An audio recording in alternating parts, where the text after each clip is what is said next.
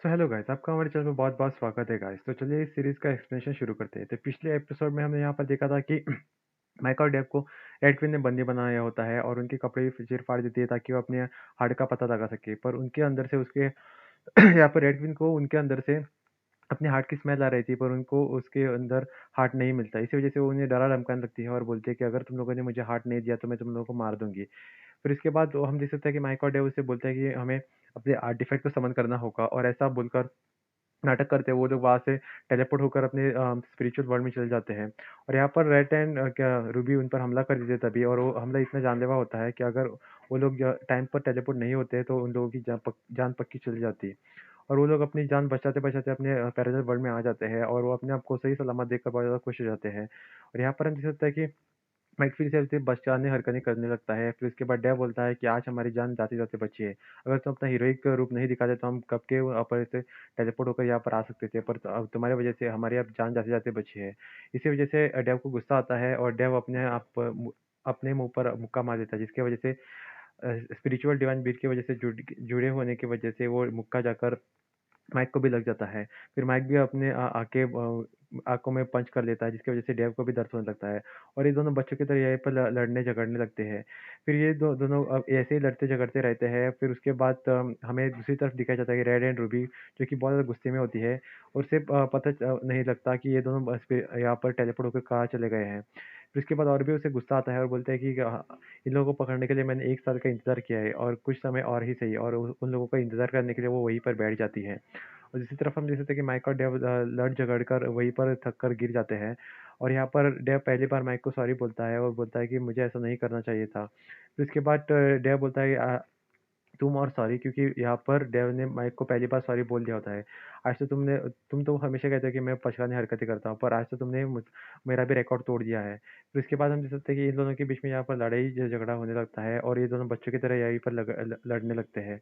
और दूसरी तरफ हम देख सकते हैं कि यहाँ पर माइक डेव से बहुत ज़्यादा गुस्सा होता है, क्योंकि वो उसके साथ यहाँ पर लड़ाई कर रहा होता है।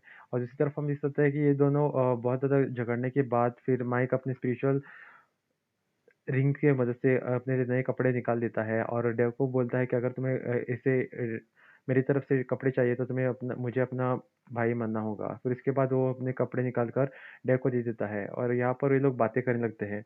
फिर उसके बाद यहाँ पर हम देख सकते हैं कि डेव माइक को बोलता है कि हमें यहाँ पर सिर्फ 12 घंटे रह सकते हैं और अब हमें 12 घंटे कंप्लीट होने वाले हैं, जिसकी वजह से हम लोग को यहाँ से बाहर निकलना होगा। और इसी वजह से वो लोग यहाँ पर बातें करने लगते हैं और यहाँ पर माइक डेव से चिढ़ाते हुए बोलता है कि जब रेड एंड रूबी हमारे कपड़े फाड़ रही थी तुम्हारे दिमाग में पहला कौन सा ख्याल आया? फिर उसके बाद यहाँ पर डेव चुप रहता है, कुछ समय बाद बोलता है कि हमारे क्लैन में रिवाज है कि हमें कपड़ों के सिवा कोई भी नहीं देख सकता, चाहे वो कितना भी ख़ास हो। पर मेरे कपड़े पहली बार किसी ने फाड़े हैं, जिसकी वज़ह से मुझे बिना कपड़ों के दिखेगा, मुझे उससे शादी करनी पड़ेगी। ये सब देखने के बाद माइक बहुत ज़्यादा हैरान हो जाता है, बोलता है कि मैं और तुमसे शादी मैं श अगर मैं लड़की भी होता तो तुम शायद ऐसा ही करते।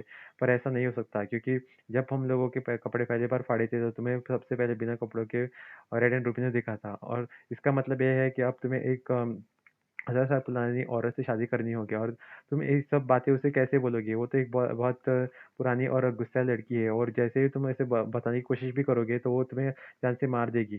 फिर यहाँ पर वो डेव को इसी के बारे में चिढ़ाने लगता है। फिर उसके बाद वो उसके बच्चों तक जाता है और बोलता है कि अगर तुम्हारे बच्चे भी हो तो तुम्हारे पास कलर ऑप्शन होगा, तुम्हारे कलरिंग बच्चे होंगे और शायद उस रेड एंड रूबी की तरह एंट्स की तरह दिखते होंगे, और ऐसा करके उसका मज़ाक उड़ाने लगता है। फिर तभी डेव को गुस्सा आता है और डेव बोलता है कि अगर तुमने अपना मुँह नहीं बंद किया तो मैं अपने आप को ये आग से जला दूँगा और जिसका असर तुम पर भी हो जाएगा। फिर उसके बाद माइक बोलता है कि मैं तो सिर्फ़ मज़ाक कर रहा था, और ऐसा कि मैं मज़ाक भी नहीं कर सकता।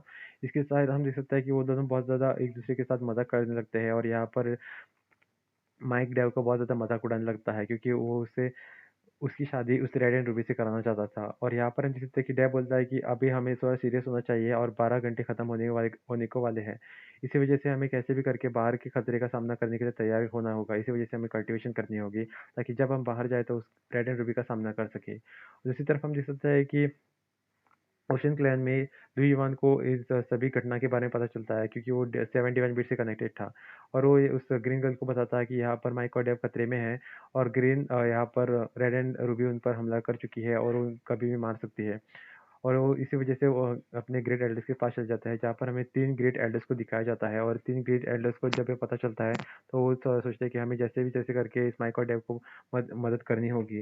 और यहाँ पर हम देख सकते हैं कि वो ये भी बात करते हैं हमारे अ, मून गॉड कल्टीवेशन लेवल को क्रॉस कर चुके हैं, जिसकी वजह से वो लोग अब उस रेड एंड रूबी का सामना करने के लिए तैयार है। और यहाँ पर हम देख सकते हैं कि वो सभी लोग माइक और डेव की मदद करने के लिए तैयार हो जाते हैं और उनकी तरफ बढ़ने बढ़ने की तैयारी कर देते हैं। और यहाँ पर हम देख सकते हैं कि ये सभी लोग माइक और डेव के बारे में सोचते हैं कि रेड एंड रूबी अभी भी उनके पीछे क्यों पड़ी है।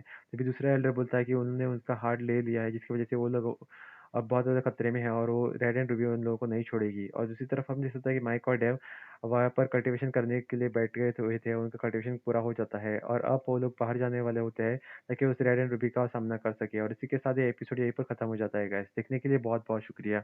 और अगर आप हमारे चैनल पर नए हैं तो प्लीज़ जाकर सब्सक्राइब करें, ताकि जब भी मैं इसका अगला एपिसोड अपलोड करूँ तो आपको इसके बारे में पता चल जाएगा। देखने के लिए बहुत-बहुत शुक्रिया गाइस।